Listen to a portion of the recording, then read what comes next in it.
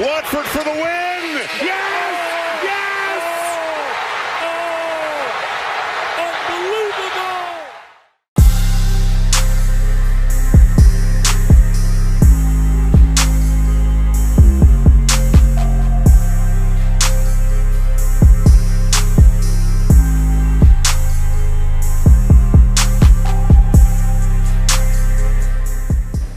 Back at the Griff Center, the CLB, we just completed week 5. We had a big shakeup in the top 10. Some people fell out, some people got back in. Let's see where people landed. Well, this week we got number 10 coming in. Number 10 will be the Young Winners. Number 9, Game for Sale. Number 8, KY Heat was dropped out of the top 5. They was on a 2-game series, so we got them at number 8 this week. Okay, so let's talk about that a little bit. Okay. Game for Sale, they are at 3-2. Kentucky Heat's at 3-2. Game for Sale, this is their first appearance in the top 10, but they have a really, really good team. Kentucky Heat, just 2 weeks ago, they were ranked number 2, and I thought that they had a chance to go through that season undefeated. What happened to Kentucky Heat? They came in here mentally unprepared.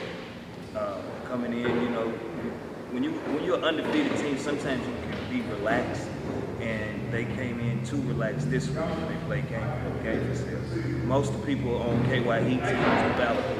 They all went to ballot. Most of them went to ballot or in PRP game for Sale. So it's had a lot of rivalry, high school rivalry with the 67th region going on. So it meant a lot, and game for Sale came to play. Do you think Kentucky Heat can regain their form Most definitely. and get back into the top 5? Most definitely. DA haven't suited up yet. West didn't play last week, so I mean they had their problems. But the first loss when they lost week 4, it was a good loss, to kind of calm them down a little bit. They needed that loss, and then this week they just had a team that wanted it. T-Hawk, number 7, Young Guns, 4-1. number 6. Boston Court, 4-1. East End, 5-4-1. All right, so Boston Court is kind of a surprise team to be that high. Yes. But surprisingly, they're 4-1. I wouldn't have put them at 4-1 when I saw the rosters and after week 1. What do you think about Boston Court, T.I.? I like Boston Court. They had a couple of guys added on. That's all they need. I feel like they need one more piece on their team to be a very good team. But right now, 4-1, hey, that's way better than last year. And no disrespect, Nardo did a hell of a job recruiting as a GM. And what I mean by no disrespect, you got a lot of teams in the City League that got the homies and the neighborhood friends and stuff. Case in point, last year Boston Court was 2-2. They got rid of the Spillman brothers and now they're 4-1. So sometimes you got to get rid of the homies and bring the people that knows the game to compete. You see what I'm saying? So I think it was a hell of a move. They picked up young Duke. Look, Duke, I was just about to say, Duke, man, he brings some heart to that team. Not that they were heartless, but he just brings an extra. They got Boss. They picked up Greg Johnson, was a hell of an addition that they got from the movement. And, and they play together. And the thing with Nardo is, he is the GM of the team and he also plays. But at the same time, he knows his role. He knows his role. And even his brother, Mike, he said it yesterday, it's a time of the game that you got to sit down and let the young ones go. And that's exactly what they did, and they pulled up the upset against KY. They're playing as a team right now. Last year they didn't play as a team, argued a lot. They're going to do more winning this year. They're not hard. The Young Gunners, a lot of people probably don't know about. They don't have a lot of big names on their team, but Chris Keith is playing really good ball. Very good ball. Caleb is playing really good ball. He was a big addition because he's so big. And then they have Cody, and then they have Brandon. The Young Gunners, they may be able to pull off an upset, or somewhat of an upset. They had a slow schedule at first. They lost to Young Winners, I want to say. But they didn't have too many quality wins, but that's what's keeping them up. I think they played Premier Tattoo, Bad Boys. So they played sort of much the lower bottom of the teams in the CLB, but they hold their rhythm. Like I said, it don't matter who you play, as long as you get them wins, it's gonna push you up the road. Now, the one thing about the CLB is if they had a soft schedule early, that means it's gonna toughen up a little bit towards the end. I'm just about to say that their schedule's gonna get tougher, so we're gonna see where they're at in the next 2 or 3 weeks. So they weren't this high in the rankings a few weeks ago. They climbed into the rankings. We'll see if they can remain in the rankings. Top 5, Rick, let's go. We got the East End coming in at number 5. Team Hustle. They jumped from 8 to number 4. They're a quality team. They're a 4-1 team. Number 3, First Credit Dental. Number 2, GOC. And of course, the defending champions, number 1, by any means. First Credit Dental, they are at 4-1. They're the team that has Nance, who had a 50-point game. 50 points, first time ever, somebody cracked 50. First time ever, somebody got a triple-double. DeJuan McAfee is on this team. They also have Tony Butler. They have a really good nucleus of guys. I really do like First Credit Dental. What do you think about GOC and by any means? Can either one of those teams run the table? It's going to be a good matchup if they do meet.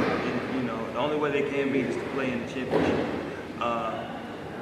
GOC is hungry from last year. They lost 2 games last year.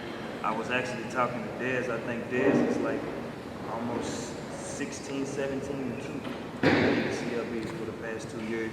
He's on a mission. He went and got Parker. He went and got Terry. He went and got South Central. He still got Rich Homie. He still got Young Killer. So they a team to be reckoned with on the Shawnee side. So I like GOC. It's just a matter. They got the weaker of the 2 conferences, but at the same time, I think they're going to. We might see them on Sunday. When he said the Shawnee side, we have 2 divisions. We have the Chickasaw division and the Shawnee division. 8 teams in each conference. So it's not truly a round-out tournament. Everyone doesn't get to play everybody, so we don't have that many games. But towards the end of the year, when we have the playoffs, everyone will get to play each other. Hopefully. GOC, by any means, they're not on the schedule. As I said, they can only match up if they play in the championship game. Both teams are undefeated halfway through the season right now. Still a long time to go. I want to take a little time to talk about some teams that are really, really disappointing. Let's go. Get buckets. What's up with y'all, man? Y'all haven't won a game, and you guys have really good players on the team. Pretty Ricky Wright, Leroy Nobles, Leroy Hickerson, Blev. What's up with them, man? Too many guns and not enough bullets. They got a lot of people who can put up points. They got a lot of people who can go off and give you 20 to 30 points. But what they don't have is team chemistry. They don't play no defense. They're pretty much the older team this year of all the teams, but at the same time, they are the most talented 0-5 team in the history of sports. But at the same time, it don't matter how talented you are. If you can't get together and get 5 guys to come out here and play together, it's not going to help. By any means, they look like a machine. Do you think anybody can beat by any means? I actually think they're going to go undefeated. That's my thoughts. I just don't see nobody beating them. Just how they play as a team. The defense is crazy because they all over the One court. thing about by any means is nobody complains about points. Nobody complains about playing time. They're going to come in with a starting 5. Yes, they did lose Jeremy Kelly, but as you've seen today, it didn't look like it mattered. Now, by any means, they are the defending champions. They're 5-0. RJ says they're on a mission. He told me I'm going to eat my words. DJ Nitty also thinks that by any means is going to run the table. He said I'm going to name my next mixtape by any means. Is that what he's going to name it? Yeah, so it's hard to even get the ball in the court. Yeah. They absolutely laid the smackdown on 4100 today. And I don't know if 4100 was that bad or by any means was that good or if it was something in between, but they looked really, really good against a quality and talented 4100 team, and they blew them completely. And actually, they had to take the heat off of them because really they couldn't trap 4100. 4100 got good point guards. Right. That's all they are is guards. Guards, right. So they really couldn't trap them. So they had to really take the press off a little bit. And then it goes back to what we were saying earlier. By any means, got a whole lot of hoopers. I mean, balls. You know what I'm saying? People that knows the game. They coming out and they setting the press from the beginning. Like TJ said last time he was on the show. Like if you don't have the IQ of basketball and knowing how to break down a zone or break down a half-court set, they're gonna kill you. You got Nate Johnson, he played defense ball. You got Armand, he played defense ball. You got Bakai, he played his highest level is probably PRP, but these is high programs basically teaching you good fundamental basketball.